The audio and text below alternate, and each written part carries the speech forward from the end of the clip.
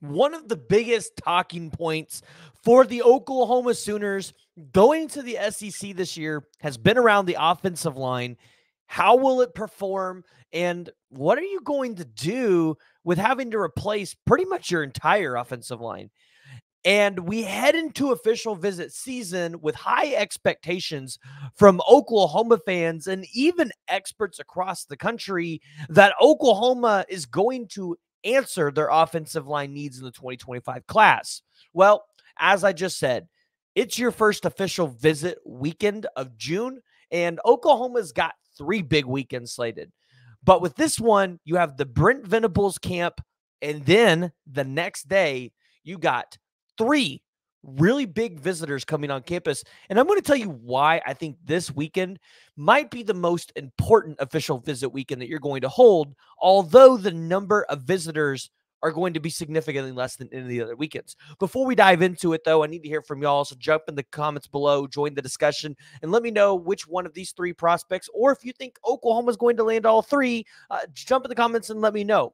But we got to start off with probably the most interesting prospect that Oklahoma is going to have on campus, because I think it's a position of real need for Oklahoma, but I'm not sure they're going to be able to answer it here in the 2025 class.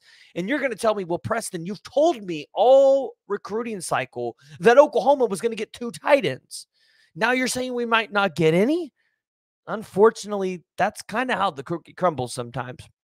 Nate Roberts ended up decommitting from Notre Dame, recommitted to Ohio State, and now Oklahoma is kind of just sitting with their pants down going, we might not get Nate Roberts. And here's the deal about Nate Roberts. Brother Jake Roberts is on the team, so I understand it's kind of like a long battle for Nate Roberts.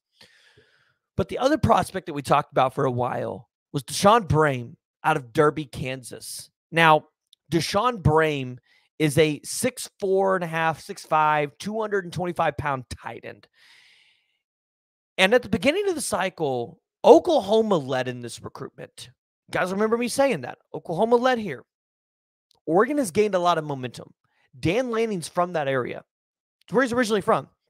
He wants to recruit it well.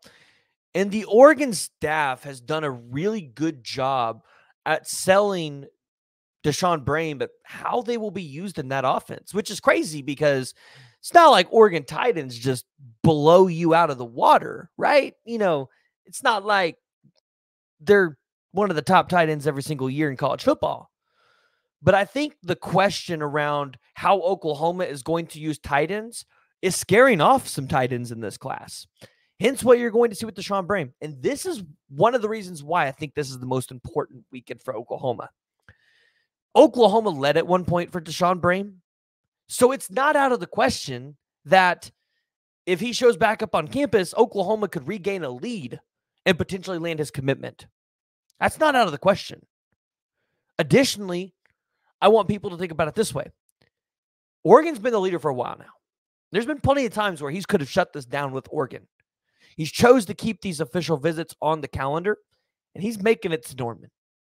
So if Joe John Finley and Seth Luttrell can pull this off, and I imagine Kevin Sperry will be there as well. If I had to take a guess, right? You know, he usually shows up to these big recruiting weekends.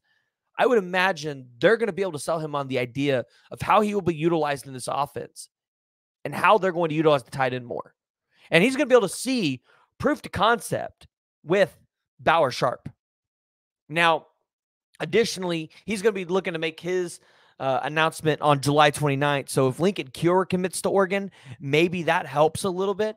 But honestly, I think Oregon would take both tight ends. Now, the second reason why I think this is a really big recruiting weekend for Oklahoma, you've got Darius Afalava coming on campus. And if you guys remember, Darius Afalava, Oklahoma came in late here in this recruitment. But I'm telling you this, talking to sources around Darius Afalava, Darius and Bill Beatonbow have really hit it off. Oklahoma has been really intentional with Darius, and they're constantly talking to him, and they're making it known, like, no, like, you are a priority for us. We want you. And that's gone a long way for Oklahoma coming in late to an elite recruitment where, guys, Darius Afalava has a chance to break into 5-star territory. Like, he is cracking that spectrum. Like, if he continues to make late pushes, it's going to be interesting. Now, here's the deal. Because you came in late to the cycle, you've only gotten him on campus once. LSU's gotten him on campus 2 to 3 times, and he's taken an official visit there the week after you get him. He's already been on UCLA, and he's been to Washington. He moved things around on the Tennessee visit so that he could be at Oklahoma. If you're an Oklahoma fan, you've got to feel good about this. And here's why this is important. You land Darius Afalava, you're really able to apply the pressure to your 5 stars that are coming in next week. Ty Haywood, Michael Fasusi, Lamont Rogers ain't a 5-star anymore, but you got all those elite guys coming in, and you're really going to be able to push the card and say, listen, we already got an offensive line commit this cycle from Darius Afalava. We really only have these many spots left or this much NIL money. Here's the bag. Who's going to come grab it? And so I look at it and I say, you land Darius Afalava, I think you could try to close up this offensive line class a little bit sooner, and then Oklahoma's going to know where they're at. Lastly, sorry guys, I had a popcorn kernel in my mouth. I was eating some popcorn earlier. Lastly, you got Kade Pietzack coming on campus. Defensive lineman. I think he's from, South Dakota or something like that. Really, we don't know a whole lot here. I was talking to Jay and Cooper about this earlier. This is one of those recruitments where it kind of feels like, who's the kid? The Nebraska kid that we wanted on the offensive line. I can't think of his name, guys. You guys all jump in the comments below and help me out, right? You know, we tried to follow up on that recruitment. We tried to talk to people. I mean, it was just that recruitment was very silent. Kansas State, Nebraska, Wisconsin were 3 of the other schools that Oklahoma was really going up here against. But he only had 3 official visits set.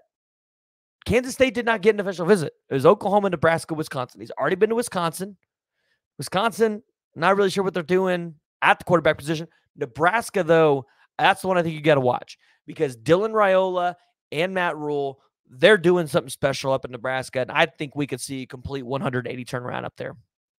Now, you guys are going to be able to find the full official visit list and the BV camp visitor list down in the description.